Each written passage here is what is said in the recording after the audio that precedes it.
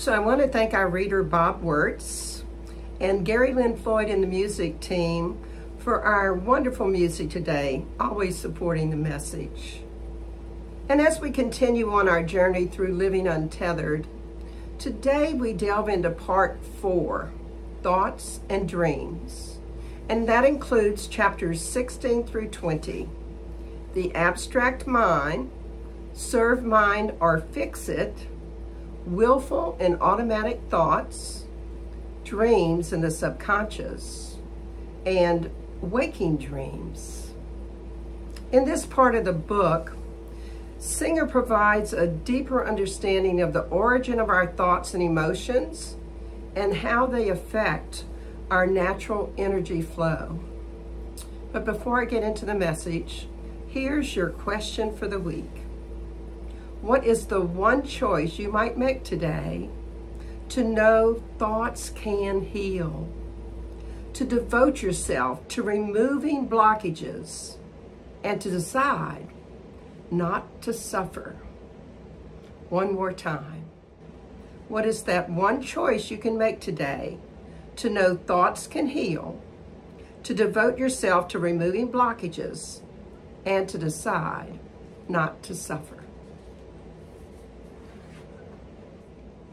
Well, last week we talked about samskaras, those impressions and dispositions that develop and accumulate in our mind deep inside the person, from perceptions, interferences, choices, preparations, practices, interaction with others, thoughts, intent, lots of things that create them. So as we look at today's lesson and delve into our thoughts and dreams, I want to begin with an amazing lesson from A Course in Miracles. Lesson 137 tells us, when I am healed, I am not healed alone. And it goes on to say, healing but offers restitution for imagined states and false ideas, which dreams embroider into pictures of the truth. And in the text in chapter 14, we read, could you but realize for a single instant the power of healing that the reflection of God shining in you can bring to all the world, you would not wait to make the mirror of your mind clean to receive the image of the holiness that heals the world. Imagine a world in which people were truly healed from thoughts and from suffering. Wow, for me, that's a very joyful thought. And we heard in the reading that we have both willful thoughts, those that we bring about, and automatic thoughts, those that seemingly just pop into our heads. And today, as we talk about our thoughts and dreams, I want to focus on thoughts and dreams that heal all of who we are, and therefore heal the world. Many of you know that one of my favorite quotes from our founding father, Ernest Holmes, is, there is nothing to be healed, only the truth revealed. So as we delve into this section of Living Untethered, I invite you to see how your thoughts and dreams might reveal the truth within you, how your willful thoughts can be used to overcome those automatic thoughts that say you did something wrong, or that you're not good enough or not smart enough, or whatever else they might be trying to tell you that is not the truth. Ralph Waldo Trioun in Tune with the Infinite wrote this, thought is not, as is many times supposed, a mere indefinite abstraction or something of a like nature. It is, on the contrary, a vital living force, the most vital, subtle, and irresistible force there is in the universe. Think about that for a minute. Thought is a vital living force. should we not then be paying more attention to what we're thinking? If thoughts are things, as our song right before the message told us, should we not try to be aware of what things we are bringing into this universe through our thoughts? I would say the answer is yes. And you've probably heard that quote of Marianne Williamson: "Our deepest fear is not that we are inadequate. Our deepest fear is that we are powerful beyond measure. It is our light, not our darkness, that most frightens us." We ask ourselves, who am I to be brilliant, gorgeous, talented, fabulous? Actually, who are you not to be? You are a child of God. You playing small does not serve the world.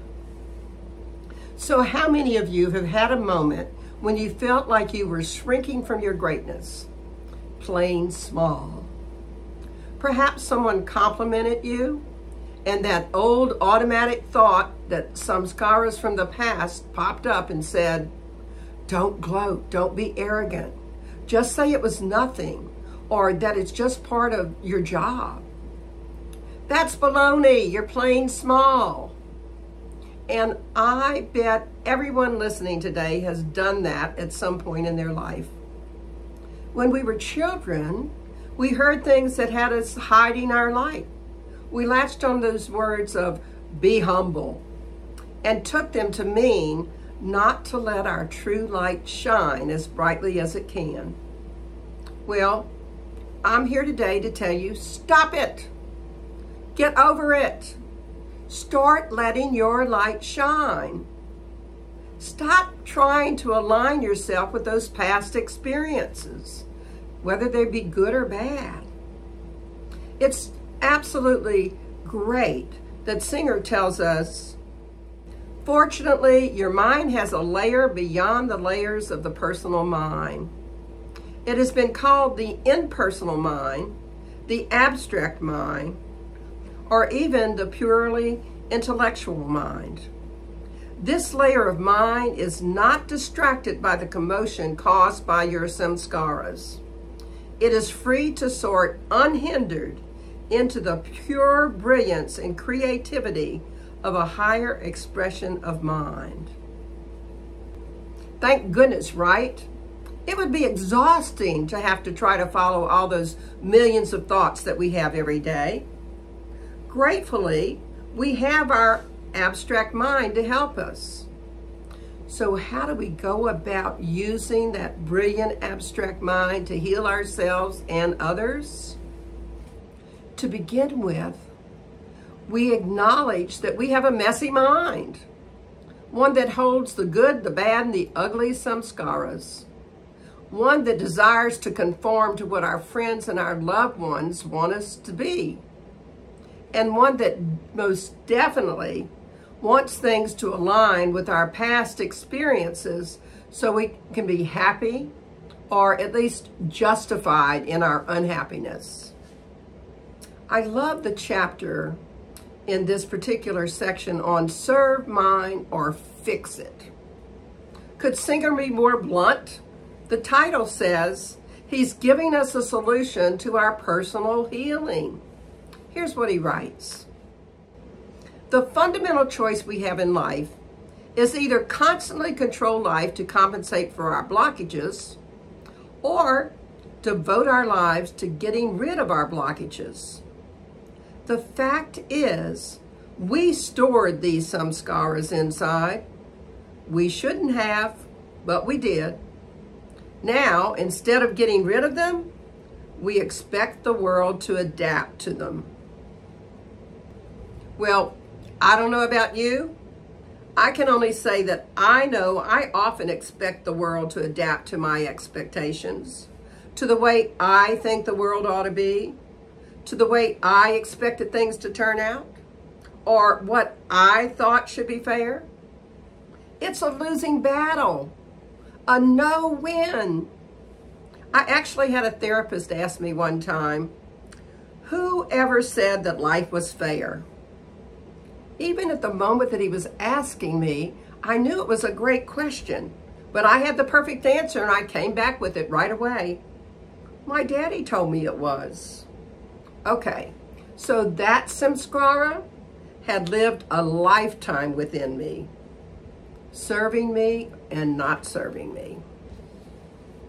Singer also writes, "We are brilliant at figuring out how to make someone become attracted to us or to change things so they better fit our limitations. Almost everything we do is covered by this personal layer of mind." I love the fact that Singer uses the analogy that what we want the weather to be has nothing to do with what the weather actually is. It is a reminder of how we like to be in control, isn't it? So what do we need to do? Singer suggests we get perspective on being grateful for whatever our daily experiences happen to be. It's a great technique, so I want to share it with you right now.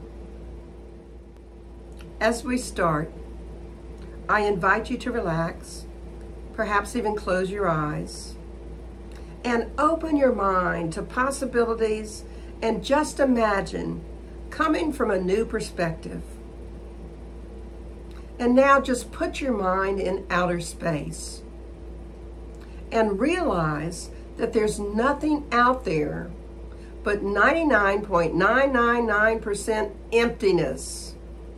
There's just empty space between all the stars. Your nearest star after the sun is 4.2 light years away. To get an idea of how far that is, imagine holding a light beam above the earth. Now let it go for just 1 second. And in that 1 second, the light circumnavigated the globe 7.5 times. Travel with that speed every second for 4.2 years, and you'll reach the next star. There's pretty much nothing but empty space in between what we call interstellar space. That's how it is between all the stars all over the universe. How would you like to be out there and see nothing? Because that's what 99.999% of the universe is. So what you see every day is a miracle. There are colors, shapes, and sounds along with all the amazing experiences you're given with every passing moment. Yet, all you do is say, "No, that's not what I want." Of course it's not what you want. That's not the point. Instead of comparing the moment in front of you against the preferences that you've built up inside your mind, why don't you compare it against nothing, since that's what makes up 99.999% of the universe. If you do this, you'll find yourself being thankful that you get to have your daily experiences. They're certainly better than empty space. That's how wise people live. Now, I know that I want those colors in life rather than emptiness in my life. How about you? Do you want to live in the world of void and emptiness, or in the life of colors and sounds and all the amazing experience that you have available to you in the now? Think about that. It certainly does put our hanging on to our past experiences in perspective, doesn't it? Earlier in the series, we mentioned Buddha's first noble truth, all of life is suffering. But now let's take a look at the second noble truth. The cause of suffering is desire. That's exactly what we're discussing today. We've set up our life with expectations and desires of what we like and what we don't like. And these thoughts in our personal mind are so strong that they dictate to us what life should be like. And when it doesn't meet those expectations, you got it, we suffer. And truly, the cause of our suffering is the desire for our life to meet our own expectations. What does that tell us? Again, trying to get the world to always meet our expectations is a no-win situation. So what's a win-win? Learning to let go of expectations and just live in the present moment of now.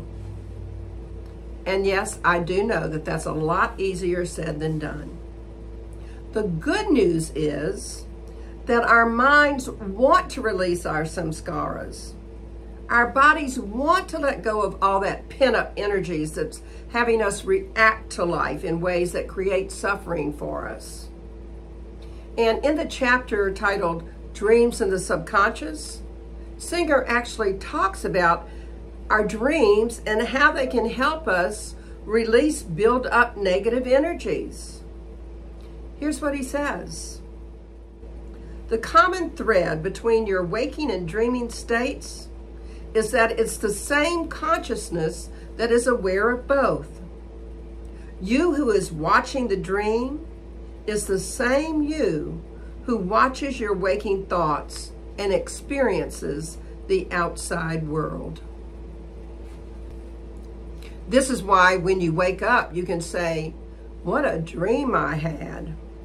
How do you know? You know because you were there. The same you who is aware while you're awake. Interestingly, because it is the same you, there can be a lot of spiritual growth in dreams. I love that. A lot of spiritual growth in dreams. Actually, I'd read this before, but I must have missed this particular line. I find it extremely fascinating that while we sleep, we can enhance our spiritual growth and get rid of some of those samskaras. Yay, God. Oh, and yes, more sleep and more dreams, please. Singer goes on to tell us, Meher Baba, another great yoga master, said that you can work off karma in your dreams. He said that by going through an experience in your dreams, it's actually beneficial to your spiritual evolution. You're at least allowing some blocked energy to release that you didn't allow while you were awake. And that is healthy. Wow. Working off karma in our dreams. Advancing our spiritual evolution. And who doesn't want blocked energy to be released, right? And all while we're sleeping. It doesn't get any easier than that. Singer was right. It's truly amazing how brilliant your mind is when left to its own resourcefulness. Just as your body is always trying to heal itself, so your mind is always trying to release those impurities that are stuck in there. And let's not forget about those waking dreams, that voice in your head that's also attempting to call attention to your samskaras so you can release them. It certainly gives more depth to the song we just heard before the message about our thoughts or prayers. Indeed, we are always praying. And it would behoove us to look at what we're thinking. Our subconscious is very sensitive to our thoughts. It's like a big receiving set for the thoughts that we're broadcasting out into the universe. Have you ever noticed how your thoughts often become your reality? It truly is, because God is for us, and so what we desire, we get. What we ask for in our thoughts, either consciously or subconsciously, even if it's our negative thoughts, we're sending those desires into the universe. And remember, Jesus told us, it is done unto you as you believe. We live in a sea of thousands and thousands of thoughts passing through our minds each minute. And we often say in this philosophy, what you think about, you bring about. So shouldn't we all be trying to broadcast thoughts into the world that are bringing us joy and happiness? I know that's what I want. Emily Wheeler Wilcox, in the Science of Mind magazine, over 80 years ago, back in 1943, wrote an article called All of Success Lies in You. Here's a few of her words of wisdom from that article. Thought is eternal, and its effects and every hopeful thought which enters the mind sets vibrations in motion, which shall help minds millions of miles distance and lives yet unborn. Is she not saying that when we heal ourselves, we're healing our ancestors from the past and our generations that are yet to come? Healing is not just for ourselves. It is for that one life that's our life and everyone's life right now. Healing closes that separation gap and truly unites us. I begin this talk with one of my favorite quotes from Ernest Holmes, and I want to end it with another one. As you realize that there is a river of life within you which flows from the eternal source of all life, you need to open your mind and accept the influx of its life-giving power. How better to release negative energy than to open our minds to the influx of the power that is right within us. And think how wonderful it is to spread healing to yourself and to the entire world.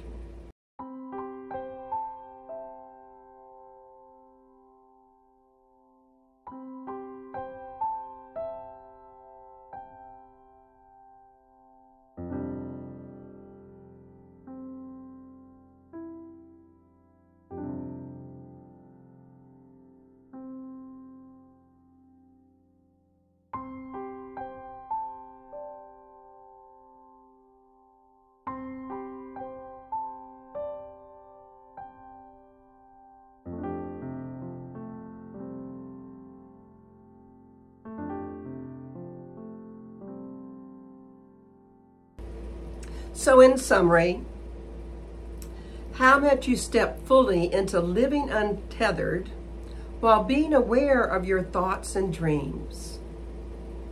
Begin by knowing that thoughts can heal. Embrace that you're not healed alone. And let the truth be revealed. Quit playing small. Devote yourself to removing your blockages. Serve mind or fix it. Use your abstract mind to help you heal. Find perspective and be grateful for all your experiences. And decide not to suffer. Let your dreams heal you. Embrace the life-giving powers of the river of life that is right there within you. So here's your affirmation for the week. How is it I so willingly, energetically, and effortlessly know thoughts can heal? Devote myself to removing blockages and decide not to suffer. So make a conscious choice this week to monitor your thoughts and dreams, especially dismissing the negative ones. And to notice if you're putting things in perspective. And then broadcast only what you want returned to you in life. And know that in those choices, you're helping to heal the world. Let's pray. We take a collective, deep, nourishing breath. Close your eyes if that's comfortable for you. And just move into that space where the divine lives. Know the love and the healing, the joy and the happiness, the ease and the grace that the divine is. And I know that as a child of the divine, I am all of that, as is everyone watching this service today or in the future. Because everyone on the planet has within them that joy and that love and that peace and that happiness.